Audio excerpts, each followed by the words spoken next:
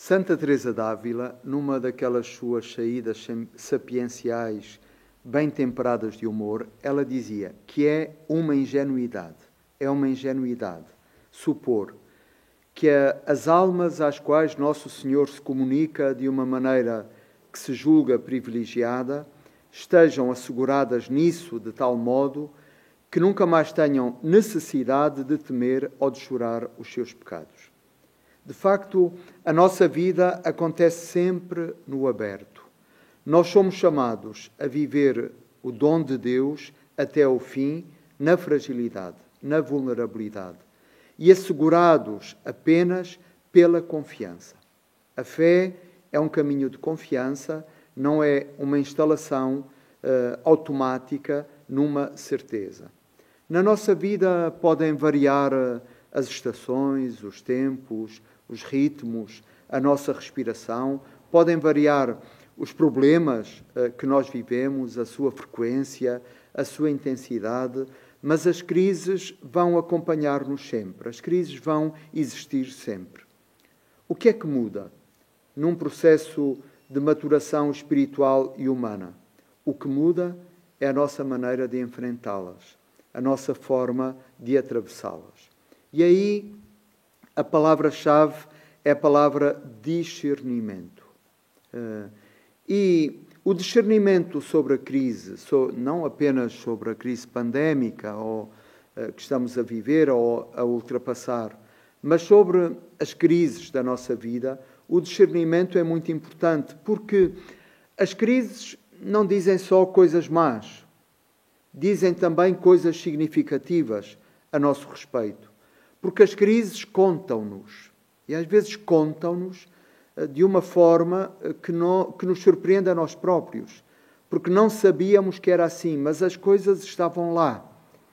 A crise muitas vezes mostra a nossa singularidade, o real impacto da vida em nós, não a ideia, a idealização, mas o real impacto.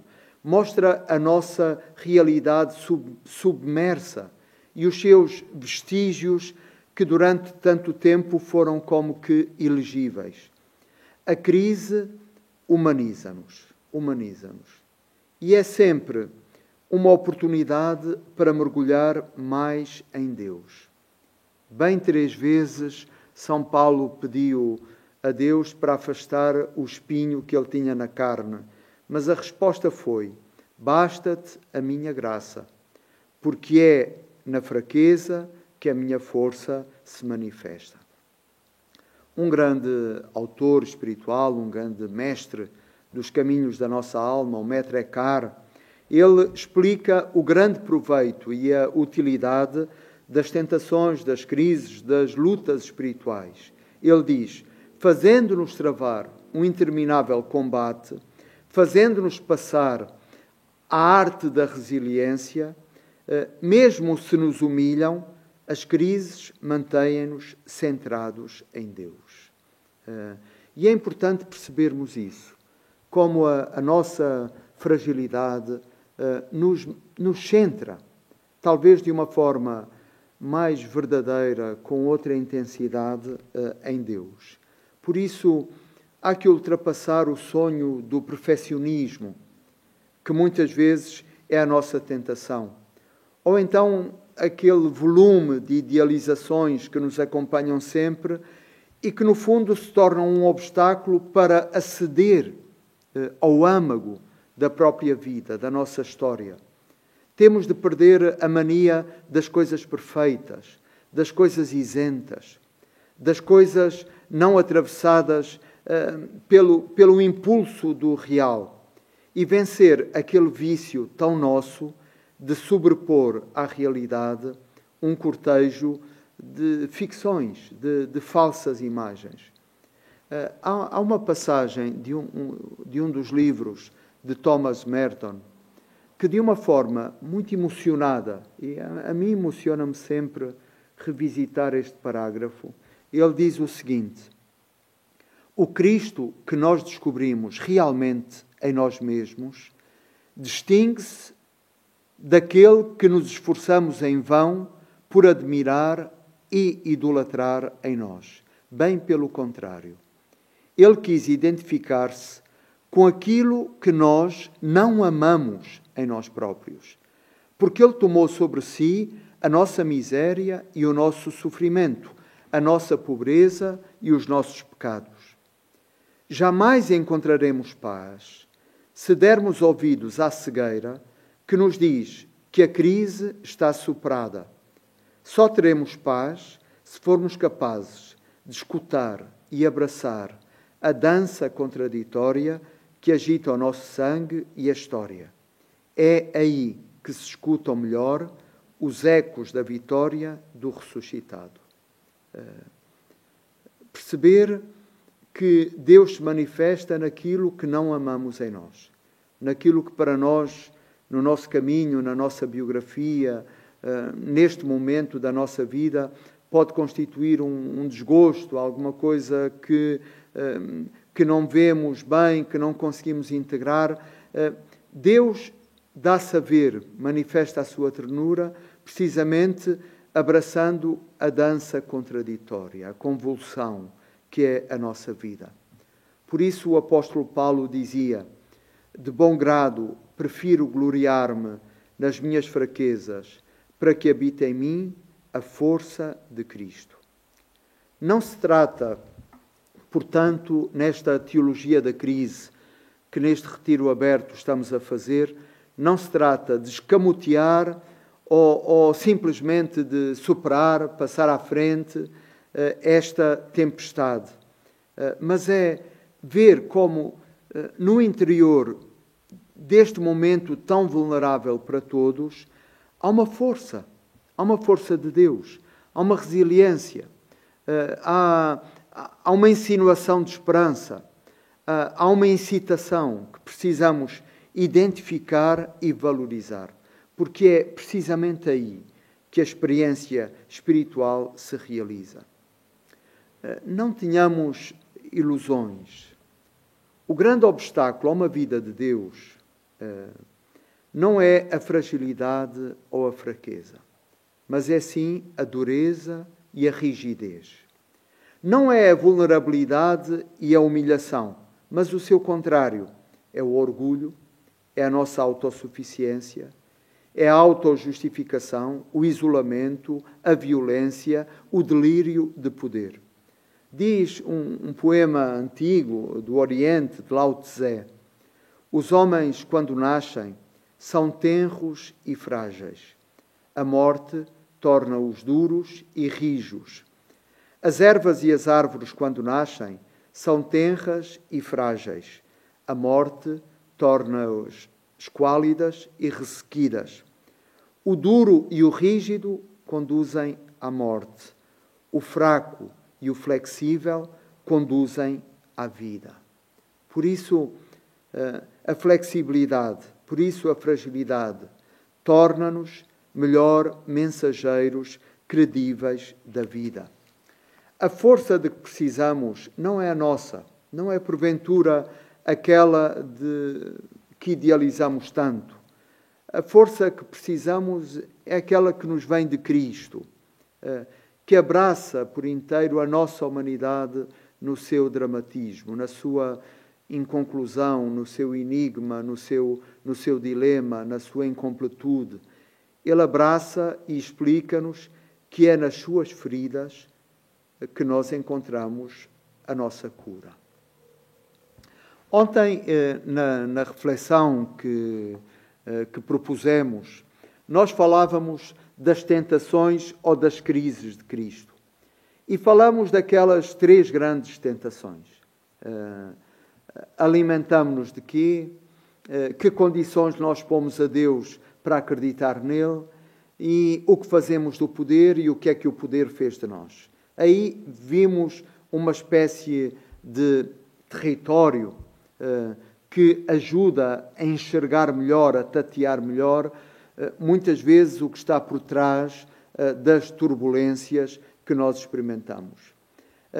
Há um livro de T.S. Eliot, Crime na Catedral, uma peça de teatro, que conta a história do arcebispo mártir Thomas Becket.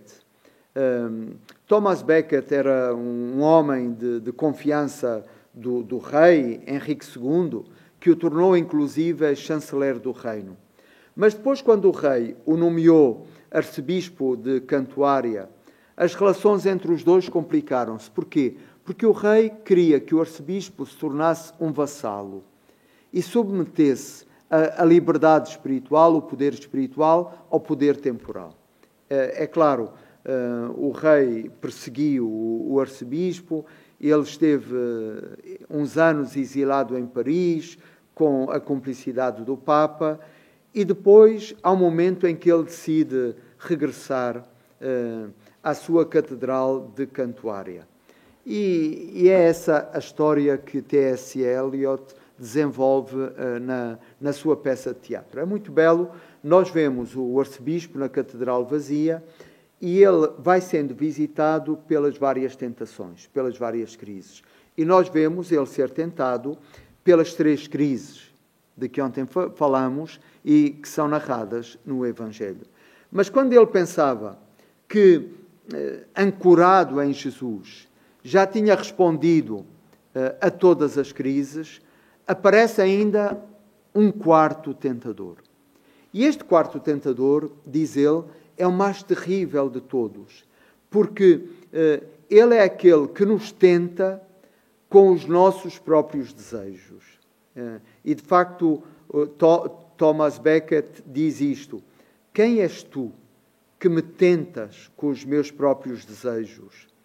Outros vieram, temporais tentadores, oferecendo o poderio e o prazer por um preço palpável. Tu que me ofereces, tu que me pedes. Os outros me ofereceram bens tangíveis, sem valor, mas tangíveis. Tu ofereces somente sonhos de perdição. E a pergunta final: não há então um caminho? Não há então um remédio para a agonia da minha alma? Eu estou condenado à danação do orgulho? Porque o que é que faz o quarto tentador? É aquele que vem minar a confiança. E vem dizer: tu acreditas, tu fazes isto tudo, mas fazes isto tudo por vaidade. A tua fé é uma forma de vaidade. É uma forma de narcisismo. É porque tu tens medo. E é porque tu não queres aceitar que vais ser vencido, que no fundo atiras para Deus a tua proteção. E esta é de facto a maior tentação, aquela que mina a própria fé, aquela que corrói a nossa confiança. A filósofa Simone Weil dizia que a única verdadeira provação para o homem é sentir-se abandonado a si mesmo. É sentir o nada. Sentir o nada. E a quarta tentação é isso, ou a quarta crise, é sentir o nada. E aí os alicerces são assaltados. E há como que uma implosão interior que acontece por um nihilismo. Então é isto, então ninguém me segura, então... e a tentação da descrença vai corroendo o nosso coração. Não há nada nem ninguém no qual nós podemos confiar. Será que podes confiar em Deus? Segreda o quarto tentador. Esta é de facto uma crise. E uma crise que em tantos períodos da nossa vida nos assalta. Eu penso tantas situações traumáticas de dor, de sofrimento, de lutos, sobretudo, nos fazem mergulhar nesta crise profunda do nihilismo, que é achar que não há um Deus que nos salva. Eu lembro-me, um dos contos mais tristes que conheço é um conto do Ernest Hemingway, que se chama Um Lugar Limpo e Bem Iluminado. É a história de um barman. A história de um barman daqueles bares que permanecem abertos a noite inteira na cidade e onde os insones, os infelizes, os que não têm abrigo, vão passar umas horas a enganar o seu próprio desabrigo no meio da noite escura. Ele diz, eu gosto de estar aqui, na companhia daqueles que não têm nenhuma vontade de voltar para casa, na companhia daqueles que precisam de uma luz para a sua noite.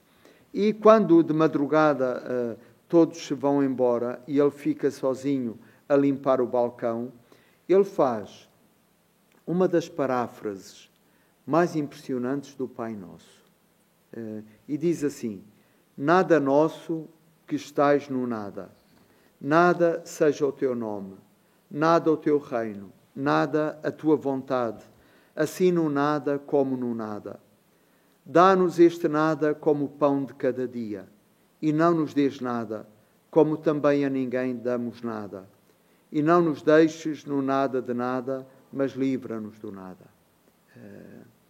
É uma paráfrase incrível do Pai Nosso, mas sem nos darmos conta, tantas vezes é a versão do Pai Nosso que, tropeçando aos tropeções, cambaleando aos zigue-zagues pela vida fora, nós vamos rezando. Deus, o Deus bíblico, o Deus da revelação, o Deus de Jesus de Nazaré, é o contrário. É um Deus que está. E na única oração que Jesus nos ensinou a rezar, ele é bem explícito.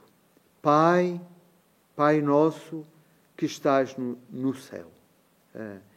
E esta é a convicção mais espantosa que interrompe todas as tentações e todas as crises de niilismo.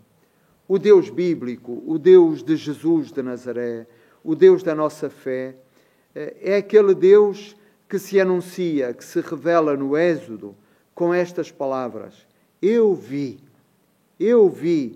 a miséria do meu povo que está no Egito.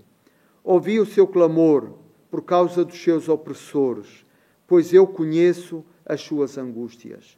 Por isso desci a libertá-lo das mãos dos egípcios e para fazê-lo subir daquela terra a uma terra boa e vasta, terra que mana leite e mel. Agora o clamor dos filhos de Israel chegou até mim e também vejo a opressão com que os egípcios o estão oprimindo. É interessante que a revelação bíblica não usa conceitos, não usa categorias filosóficas para falar de Deus e da experiência que nós realizamos de Deus. A revelação bíblica é sobretudo narrativa. Conta histórias. Como é que eu senti, como é que eu vi, como é que eu compreendi a manifestação de Deus. E esta passagem do Êxodo resume bem o que o povo experimentou. É uma síntese do seu caminho. Deus viu, Deus desceu até nós, Deus interveio a nosso favor, Deus tocou a nossa situação de escravidão, Deus libertou-nos. E este lado experimental, laboratorial, tátil da fé é de facto o antídoto contra as nossas crises do niilismo. Fazer memória. Isso é muito importante também no relançamento, nesta rentrée que estamos a preparar. É importante levar como legado para este ano que começa a memória do amor de Deus, das suas ternuras, daquilo que nós podemos dizer na primeira pessoa do singular. Dizer, eu senti, eu vivi, eu toquei, eu conheci, eu compreendi. E isso é um património para levar no nosso alforje de peregrinos. Uma dessas imagens narrativas inesquecíveis é aquela de um dos salmos mais conhecidos e mais rezados, o Salmo 23, que diz: o Senhor é meu pastor, nada me falta, em verdes prados me faz descansar, e conduz-me às águas refrescantes. Reconforta a minha alma e guia-me por caminhos retos por amor do seu nome. Ainda que tenha de atravessar vales tenebrosos, de nenhum mal terei medo, porque tu estás comigo. A tua vara e o teu cajado dão-me confiança. Preparas a mesa para mim à vista dos meus inimigos. Unges com óleo a minha cabeça, a minha taça transborda. Na verdade, a tua bondade e o teu amor hão de acompanhar-me todos os dias da minha vida, e habitarei na casa do Senhor para todo o sempre. Neste salmo, dizem os exegetas judeus, os rabinos, está tudo certo. Mas há um problema, e um problema que desencadeou uma importante discussão teológica para ver se o salmo não tinha ido demasiado longe e, de certa forma, não ponha em causa a integridade de Deus, a omnipotência de Deus.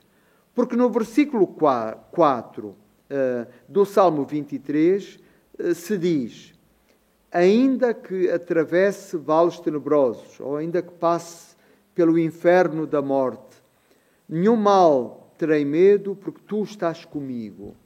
Tu estás comigo. O que é que se está aqui a dizer? Os lugares tenebrosos são os infernos, são o território da treva, são as descidas à escuridão, são a inclinação do exílio e da morte. E o salmista diz: não temo isso, porque tu estás comigo. Tu estás comigo. Será possível imaginar que Deus se alaga na água noturna dos nossos sítios sem esperança? Será que Deus deixa ir ao impensável de Deus? Só a desmesura, só a excedência do amor, de facto, nos ajudam a perceber o mistério de Deus. Porque Ele acompanha até o fim a nossa história. Deus está disposto a ser fiel até ao fim. Nada o limita. Por isso, nós vemos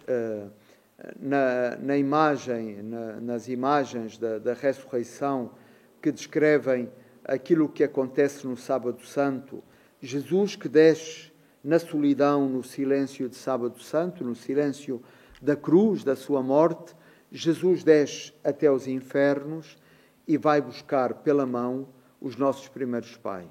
Vai buscar pela mão Adão e Eva. Ou então aquilo que se recorda em Mateus 5:28. Ele foi contado entre os malfeitores. De facto, Jesus não tem limites, não tem barreiras. Ele está disposto a tudo. Aquilo que é a última palavra que ele diz aos discípulos e nos diz a nós no Evangelho de São Mateus: eu estarei convosco todos os dias até ao fim dos tempos. Penso naquela história de um romance de Elie Wiesel, como sabemos foi Prémio Nobel da Paz, um escritor judaico que viveu no campo de concentração, toda a sua família morreu, e ele teve de fazer todo um caminho de reconciliação daquela memória terrível. E ele conta num dos seus romances o que estava a acontecer num campo de concentração. Havia um pelotão de fuzilamento e estavam ali aqueles inocentes para serem executados. E havia, porque era essa a crueldade do sistema, havia outros a assistir. Viam os seus familiares serem executados. E ouviu-se uma voz sussurrada: mas onde está Deus? E outra voz que respondeu: Deus está ali, entre os fuzilados. E esta história conta, de facto, alguma coisa de fundamental na percepção, na compreensão, na experiência de Deus que nós somos chamados a realizar. Deus está Deus está. E não são as crises, as tempestades que afastam Deus. Nós somos chamados a redescobrir como Deus está, a redescobrir a sua presença, a redescobrir o sopro da brisa no meio do trovão, como o fez o profeta Elias. É interessante aquilo a que um filósofo italiano, Maurizio Ferraris, chamou a atenção num dos seus livros, muito irónicos. O título é A Ontologia do Telemóvel. É claro, um telemóvel não tem ontologia, mas é uma análise das nossas práticas do cotidiano e desta grande mudança epocal que a tecnologia introduz na nossa vida. E ele diz, com razão, que quando nós utilizávamos o telefone fixo, a nossa pergunta é, está lá?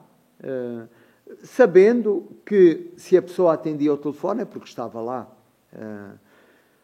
E havia essa certeza do sítio onde a pessoa estava. Alô, está lá? Hoje, a pergunta que nós fazemos quando ligamos para alguém, a pergunta mais frequente é onde estás? Onde estás? E essa pergunta é muito sintomática, porque a verdade é que nós deixamos de saber onde os outros estão. Porque vivemos naquilo que Zygmunt Bauman chama a sociedade líquida, a modernidade líquida. E, de facto, nós andamos num fluxo constante. A nossa vida é uma cidade que não dorme. O tempo, que é outra forma de espaço, outra forma de habitação, o tempo foge-nos das mãos. Nunca, nós que somos senhores do tempo, não temos tempo para nada. E a verdade é que andamos num trânsito que nunca para. Blaise Pascal dizia com sabedoria que toda a infelicidade humana provém de uma única coisa: não sabermos estar num lugar. E, de facto, olhando para a cartografia das vidas contemporâneas, dos nossos cotidianos, nós percebemos que é muito assim. Nós queremos meter o rocio na betesga. Nós queremos viver 7 vidas num só dia. Nós queremos que o dia não tenha 24 horas apenas. Precisava de um dia de 72 horas. Nós andamos ansiosos, dispersos, todos os tempos se dilatam, as solicitações aumentam, tudo o que nos chega é para ontem e damos por nós neste ciclo, que é uma espécie de prisão sôfrega da atenção, da atividade, do consumo. E como o coelho da Alice, nós estamos sempre atrasados, sempre atrasados. Despacha-te, despacha-te. É a voz de comando que grita dentro de nós.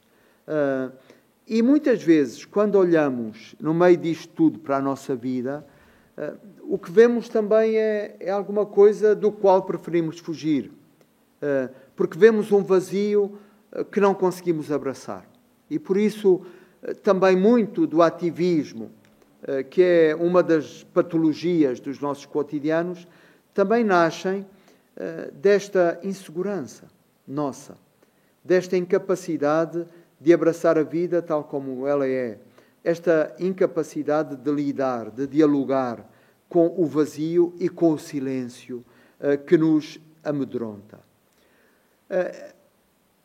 A palavra Deus, em hebraico, Yahvé, as possibilidades de tradução desta palavra são: eu sou para vós, eu estou para vós, eu estou para vós.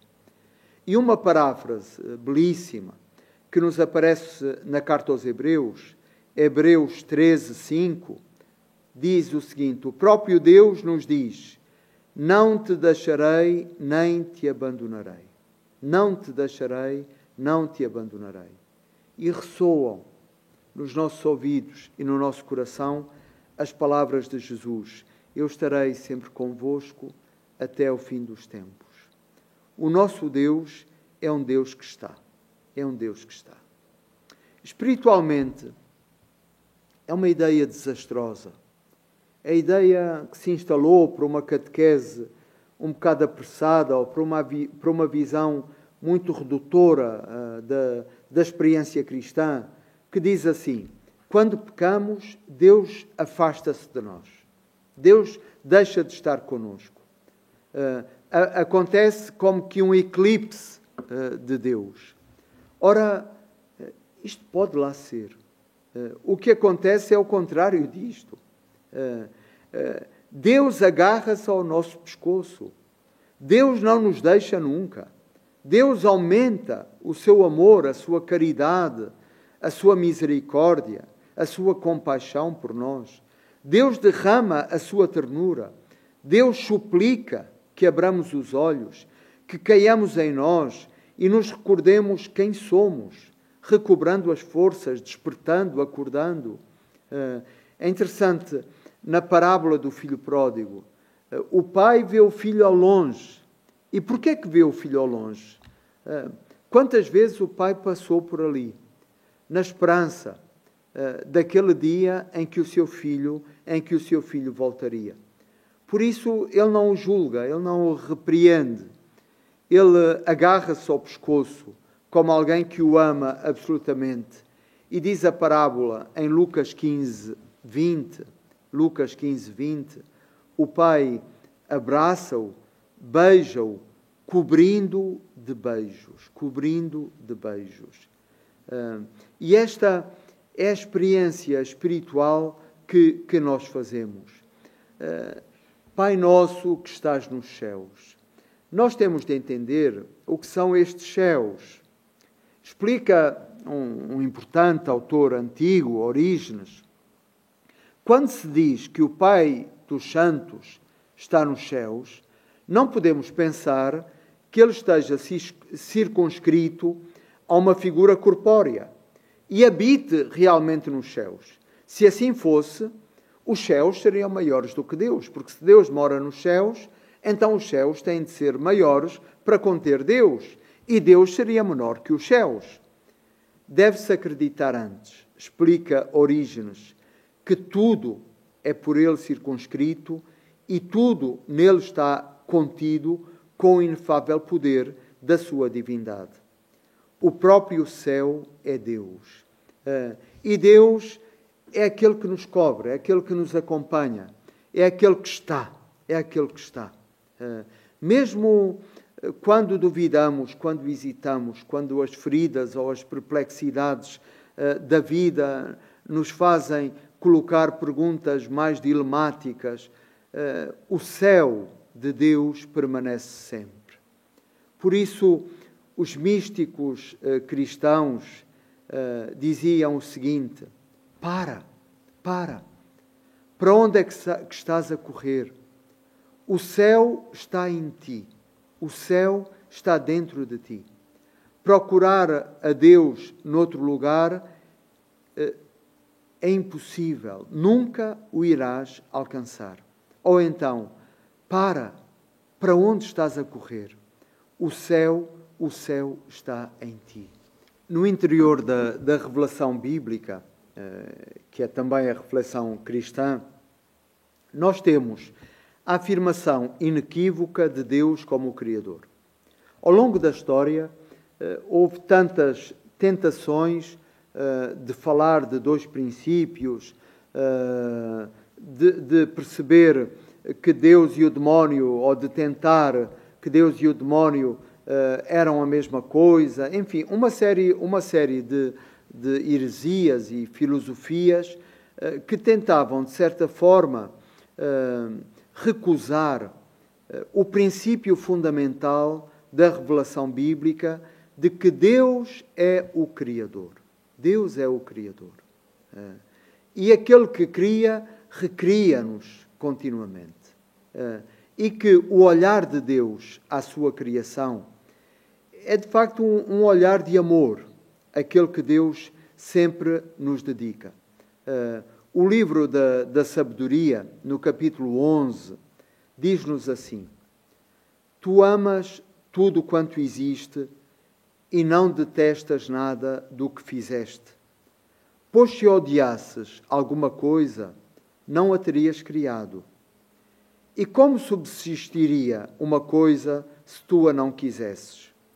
Ou como se conservaria se não tivesse sido chamada por ti? Mas tu poupas a todos, porque todos são teus, ó Senhor que amas a vida. E lendo a Escritura, nós percebemos sobretudo isso, o perfume deste amor de Deus, que continuamente, em todas as situações, mesmo nas situações mais graves, mais difíceis, mais cegas, Deus derrama o seu amor, a sua misericórdia, e oferece-nos sempre a possibilidade de um recomeço. É isso que o Antigo Testamento nos conta, e é isso que nós vemos na obra de redenção que Jesus Cristo faz, que é verdadeiramente uma nova criação, como São Paulo o explica. Faz-nos bem pensar na história de Abel e Caim, que são os dois primeiros irmãos, é a história da fraternidade, mas é também a história do primeiro fraticídio, porque Caim mata Abel. E esse fraticídio, por um lado, lembra-nos uma coisa importante, é que a fraternidade não é apenas uma consequência do sangue. A fraternidade é uma decisão ética. Eu torno-me irmão do outro. O sangue não é suficiente para evitar os múltiplos fraticídios, mas tem de ser uma vontade, tem de ser uma decisão do próprio homem. Ora, há um texto do livro do Gênesis, no capítulo 4, que nos conta aquele momento em que Caim, cheio de ciúme, cheio de inveja, cheio de raiva, alimenta no seu coração a possibilidade de matar o seu irmão. E o texto diz-nos assim: ao fim de algum tempo, Caim apresentou ao Senhor uma oferta dos frutos da terra. Por seu lado, Abel ofereceu primogênitos do seu rebanho e as suas gorduras. O Senhor olhou com agrado para Abel e para a sua oferta, mas não olhou com agrado para Caim nem para a sua oferta. Caim ficou muito irritado e o rosto transtornou-se. O Senhor disse a Caim: por que estás zangado e de rosto abatido? Se procederes bem, certamente voltarás a erguer o rosto. Se procederes mal, o pecado deitar-se-á à tua porta e andará a espreitar-te. Cuidado, ele tem muita inclinação para ti, mas tu podes dominá-lo. Tu podes dominá-lo. É interessante, num romance clássico de John Steinbeck, A Leste do Paraíso, há páginas inesquecíveis dedicadas a discutir esta palavra, Timshel, que quer dizer, tu podes. E em relação ao mal, a Bíblia desenvolve sempre esta perspectiva. Com a ajuda de Deus, o homem pode superar o mal.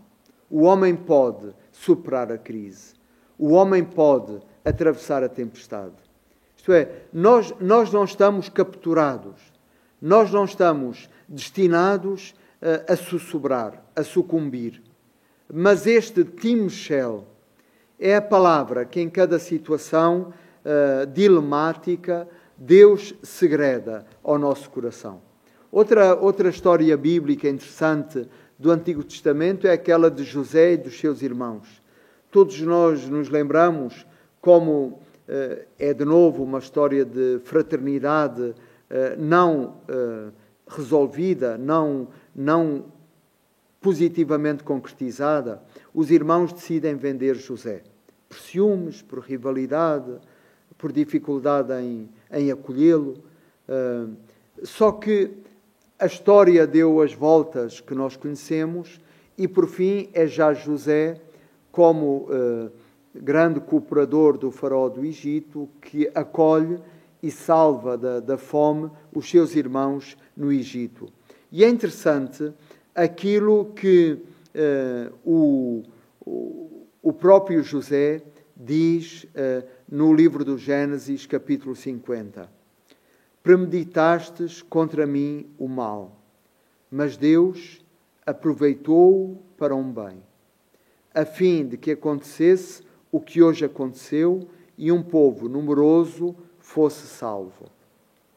Tantas vezes na história do mundo, na história das nossas sociedades, na nossa própria história, as crises são uma oportunidade para tirar um bem,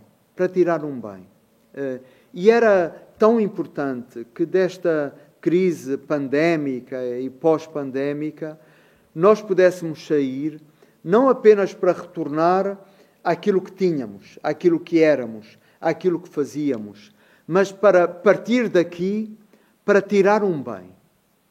Se nós fôssemos como sociedades e nós pessoalmente fôssemos capazes de dar um passo em frente, de aprender alguma coisa, de estarmos motivados para uma reconstrução com outra qualidade, se nós fôssemos capazes de nos comprometermos com uma qualificação fraterna, amigável da existência, teria valido a pena toda esta travessia. Lembro-me daquilo que vem escrito no diário de Etty Hillesum, quando ela tenta perceber como é que aquela experiência do campo de concentração pode ser útil a uma humanidade do futuro. Ela diz: como é que é possível que esta extensão de urzal, cercada por arame farpado, onde tanto destino e sofrimento humanos chegam e partem, permaneça uma recordação quase carinhosa na minha memória?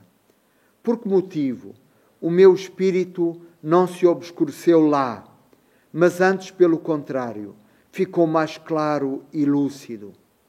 Foi lá, entre as barracas, repletas de gente agitada e perseguida, que achei a confirmação para o meu amor pela vida. E, no fundo, é isto que nós podemos experimentar. Se esta crise nos ajuda a este processo de confirmação pelo nosso amor pela vida. Em certas etapas, nós podemos hesitar se Deus está ou não. Mas é importante perceber que Ele está. É interessante ver, por exemplo, no Evangelho de Mateus, nós temos duas ocorrências do verbo livrar. Uma é no Pai Nosso, mas livrai-nos do mal. Mateus 6:13. A outra é na cena da cruz. Mateus 27:43.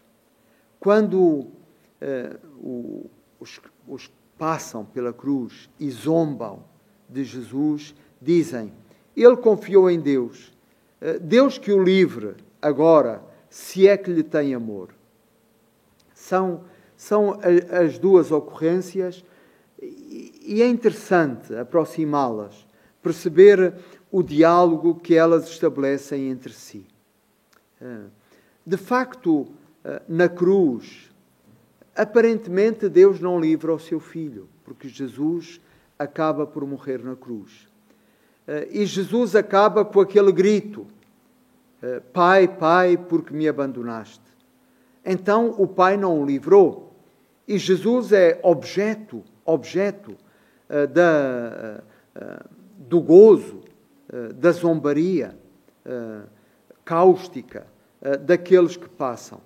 Mas esse momento enigmático em que parece que a vida e a fé se suspenderam num abismo de silêncio, é para nós a certeza de que Deus não abandonou o Filho.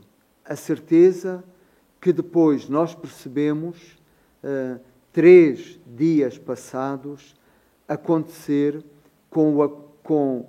na força da ressurreição. O verbo livrar é assim um verbo que nos pede para fazer o caminho pascal, o caminho da morte e da ressurreição. O Senhor livra-nos ou não do mal. Não tenhamos dúvidas que nos livra, mesmo por vezes se de um modo que a nós, como o próprio Jesus, aparece como um modo enigmático e não imediatamente apreendido. Mas no cimo da cruz nós percebemos isto. Nós percebemos que o grito, que a crise, que a travessia noturna se transformam em prece de entrega e em limiar de vida nova, em limiar de ressurreição, em limiar de uma plenitude que o mundo ainda não tinha conhecido. Tenhamos confiança nesta presença de Deus. E ao relançarmos este ano e recomeçar um ano, é sentir esta experiência do aberto, que o possamos fazer não com incerteza, e todos com esta pandemia percebemos que há uma imprevisibilidade muito grande no ar e que acaba por ser alguma coisa que nos maça, é um espinho na nossa carne, mas que não seja a voz da imprevisibilidade, da incerteza, do temor, a falarem mais forte no nosso coração. Que o mais forte seja esta certeza de que Deus está, e que essa certeza nos ajuda a vencer toda a dúvida e toda a tentação do niilismo.